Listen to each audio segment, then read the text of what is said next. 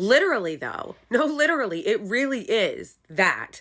That when, like, Trump was in office and the kids were in cages, Democrats were crying and crying on TV, and AOC's going there and crying, and they're all outraged. But then when Biden got into office, they suddenly didn't care. No more talk about kids in cages once Biden was in office. And it is exactly that. And it's funny because I see so many of the same liberals in the video I'm talking about there being like, oh, well, no, Trump is in office. You know that he's appointing people that are gonna take over the occupied West Bank. And it's like, it just shows you how little they gave a fuck about it in the first place. And their dumbasses being like, go to Starbucks with me, reveals that. Because the Starbucks boycott wasn't about Palestine. It was never about Palestine. It's not in the BDS list. And it was so revealing how they were telling on themselves with that. Because it shows that they never looked at the BDS list or learned about BDS. But they thought they were doing it to own the pro-Palestinian people. Like, what an embarrassing self-own, you fucking idiot. Not only have we been talking about the fact that Trump was getting a lot of money from Miriam Adelson and wanting to annex the occupied West Bank,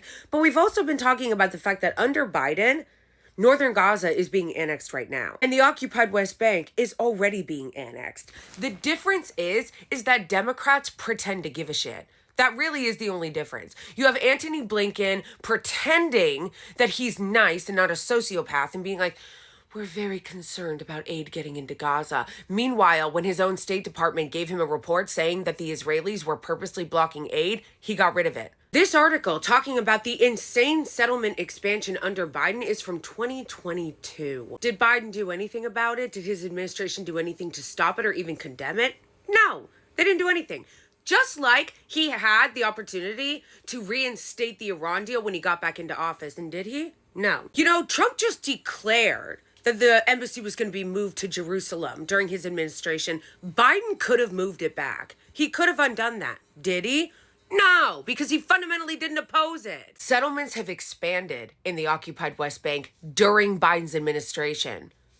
Where were you guys? All you guys that are suddenly really concerned about Trump overseeing what happens in the occupied West Bank, where have you been as settlements have been expanding Biden's entire administration with no consequence? The biggest settlement expansion in the occupied West Bank happened under Biden's administration.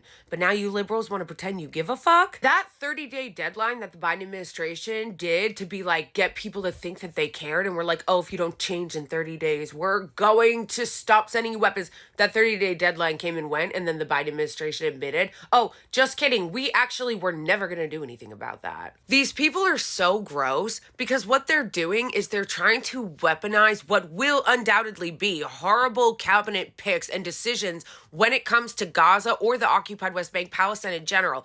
They're trying to use that and weaponize it against Arab people, Palestinian people, Muslim people, and anybody that didn't vote for Kamala Harris as some kind of gotcha when they don't care. They never cared. And we know that because all of the same things have been happening under the Biden administration and they didn't give a fuck, just like the kids in cages.